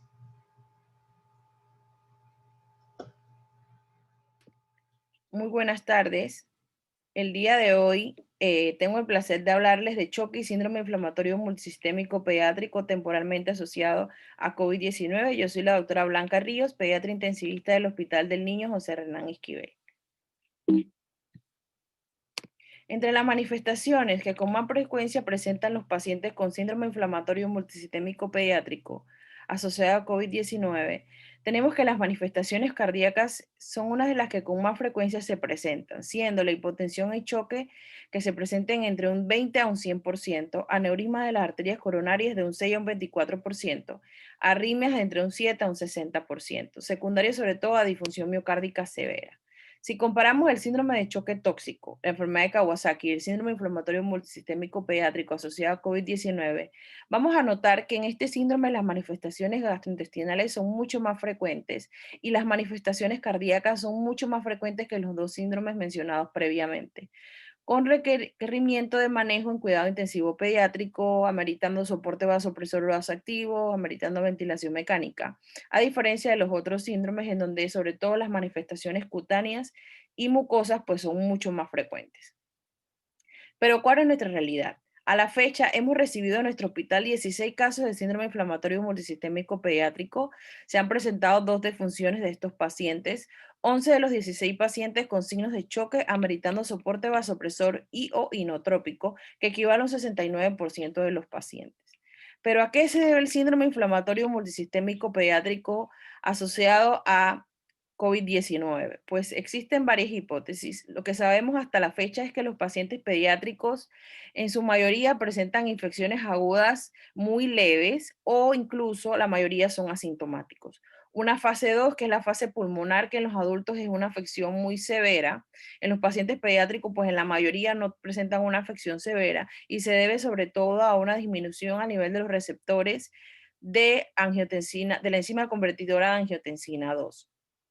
Pero lo que sí vamos a encontrar que este síndrome se presenta en los pacientes entre la semana 1 y la semana 6 de la infección aguda y se debe sobre todo a una respuesta hiperinmune aumentada, una fase hiperinflamatoria elevada, una elevación de citoquinas proinflamatorias, pues que se está estudiando a ver si existe alguna predisposición genética o una de las hipótesis que tiene más validez es que existe una falla en la depuración o eliminación del virus que desencadena que haya una pérdida en la regulación de la producción de citoquinas proinflamatorias, en donde esa afección o esa hiperinflamación que existe va a desencadenar una afección de diferentes órganos, que es lo que nos vamos a encontrar en este síndrome inflamatorio multisistémico pediátrico temporalmente asociado a la infección por SARS-CoV-2. Entonces, esta infección inicial por el virus, esa tormenta de citoquinas que va a desencadenar un daño multiorgánico, que va a hacer que ese paciente se comporte como un choque distributivo, en menos frecuencia como una afección respiratoria severa o con una afección cardiovascular importante, que es lo que con mayoría encontramos en nuestros pacientes con el síndrome inflamatorio multisistémico pediátrico. Incluso puede evolucionar hacia una miocarditis fulminante pues, y tener un desenlace fatal, como fue el caso de una de nuestras pacientes de 6 meses que falleció secundario a una miocarditis fulminante. Entonces, ese paciente que llega como un cuadro gastrointestinal con un dolor abdominal intenso, que incluso en muchas ocasiones se puede confundir con un proceso quirúrgico, en donde yo inicio la reanimación, empiezo a colocar cargas de volumen para optimizar la precarga, pero ese paciente tiene una evolución y se torna hipotenso, empieza con aumento de trabajo respiratorio y evoluciona como un choque cardiogénico. Es por eso que debemos recordar que el paciente pediátrico se va a tornar hipotenso en una fase en donde ya se perdieron los mecanismos compensatorios del choque. En cambio, vamos a encontrar que el paciente pediátrico te va a dar signos de alarma que te van a orientar que ese paciente está en choque, como taquicardia, taquipnea, alteración del llenado capilar, pulsos débiles o saltones, disminución de la diuresis, alteración del estado de alerta, es ese paciente que está muy dormido, que está muy decaído o por el contrario está muy irritable y descontrolado. Entonces esos son datos que nos van a orientar de que ese paciente está evolucionando a un choque. Pues en este momento no sabemos la etiología, pero sí sabemos que el paciente está en choque. Una vez esté hipotenso, ese paciente ya tiene un choque instaurado o ese choque ya está descompensado. Entonces, solo para recordar cómo va a ser el comportamiento de este paciente con síndrome inflamatorio multisistémico pediátrico, es ese paciente que yo le voy a colocar líquidos para optimizar la precarga, pero ese paciente, la evolución debido a la afección cardíaca que tiene o a la disfunción ventricular que ya tiene instaurada, yo le trato de optimizar la precarga y el paciente lo que hace es que se descompensa aún más, inicia con aumento del trabajo respiratorio, presenta hipotensión y entonces ese paciente que no mejora con el soporte con la reanimación con líquidos. Siguiendo las recomendaciones de la campaña de supervivencia de la sepsis para el manejo del paciente con choque séptico, lo que debemos hacer inicialmente es sospechar que el paciente puede tener un proceso séptico. En ese momento no sabemos cuál es la etiología, si es viral o es bacteriana. Lo que sabemos es que debemos tratar de reconocer el paciente en choque, que debemos tratar de estabilizar lo más pronto posible ese paciente en choque. Entonces, ¿qué debemos hacer? Lo primero es obtener un acceso periférico lo más pronto posible, incluso si es posible obtener 2 accesos periféricos. Si no es posible, se deben colocar una intraósea, obtener hemocultivos, iniciar antibióticos de amplio espectro, porque en ese momento pues no sabemos la etiología aún. Tomar laboratorios como lactato y electrolitos que nos van a orientar y a decirnos o a encontrar algún otro hallazgo de pobre perfusión. Iniciar reanimación con líquidos dependiendo de cómo está la perfusión de ese paciente. Entendida que la perfusión alterada viene a ser alteración en el llenado capilar, alteración en los pulsos, coloración de las extremidades, gasto urinario. Y si ese paciente persiste y no mejora con la reposición con líquidos, yo debo tomar la decisión de iniciar soporte vasoactivo. Iniciar soporte vasoactivo se puede hacer, aunque yo no tenga un acceso central, lo puedo hacer por la vía periférica. Otra diferencia que se menciona en estas guías de campaña de sobrevivencia de la sepsis es dependiendo del sistema de salud donde yo estoy. Si yo estoy en un sistema de salud que tiene a disposición de una unidad de cuidados intensivos o si no la tengo. En el primer escenario, si yo estoy en un centro en donde carezco de una unidad de cuidados intensivos, tengo que tener cuidado, precaución a la hora de administrar líquidos. Si yo tengo un paciente con perfusión anormal con hipotensión, voy a colocar líquidos para optimizar la precarga. Mi primera carga de 10 a 20 cc por kilo y evalúo por signos de sobrecarga hídrica. Segunda carga, evalúo si tiene signos de sobrecarga hídrica. Si persiste con signos de choque, debo tomar la decisión de iniciar soporte vasoactivo. Si por el contrario no tiene hipotensión, pero tiene signos de pobre perfusión, yo debo tomar la decisión de iniciar un soporte inotrópico, dependiendo del que tenga disponible. Si tengo disponible dobutamina, inicio dobutamina. Si tengo disponible milrinone, inicio milrinone. Si tengo disponible adrenalina, adrenalina. Y si no tengo ninguno de los anteriores y tengo que iniciar dopamina como soporte inotrópico, pues lo voy a hacer. Y por el contrario, si estoy en un sistema de salud con cuidados intensivos pediátricos, voy a colocar mi primera carga, evalúo por signos de sobrecarga hídrica, coloco mi segunda carga y evalúo por signos de sobrecarga hídrica, coloco mi tercera carga y evalúo por signos de sobrecarga hídrica. Si persiste con signos de choque, tengo que iniciar soporte vasopresor con epinefrina o noradrenalina. Una vez ya haya superado 60 mililitros por kilo, si no tengo signos de sobrecarga hídrica. Solo para repasar, hipotensión en el paciente pediátrico, menor de 12 meses, menor de 50 milímetros de mercurio. De 1 a 5 años, menor de 60 milímetros de mercurio y mayor de 5 años, menor de 70 milímetros de mercurio para la presión sistólica. Ante el aumento de los casos de síndrome inflamatorio multisistémico pediátrico en nuestro país y ante la necesidad y el conocimiento de que existe la enfermedad, de que debemos iniciar el manejo temprano, de que debemos sospecharla, surgió la necesidad de crear unas guías que nos ayuden al diagnóstico y manejo del paciente con síndrome inflamatorio multisistémico pediátrico, tanto dirigidos como para pediatras, para médicos generales, con el objetivo de que iniciemos un tratamiento temprano en estos pacientes, pues y disminuir el riesgo de complicaciones y disminuir el riesgo de muerte de estos pacientes. Ya que si estos pacientes pues no son tratados a tiempo y no diagnosticamos el paciente a tiempo, pues la evolución hacia una disfunción orgánica múltiple pues es muy alta, pues y el desenlace pues puede ser fatal. Entonces, este es uno de los algoritmos en donde mostramos el manejo del paciente con choque descompensado o choque ya al paciente cuando está hipotenso, en donde vemos que debemos tomar la decisión de iniciar el soporte vasopresor una vez yo no logro la expansión, no logro estabilizar el paciente con las cargas de cristaloides que coloqué, donde inicio la adrenalina o noradrenalina y en el algoritmo ponemos una dosis recomendada de 0.2 microgramos kilo minuto.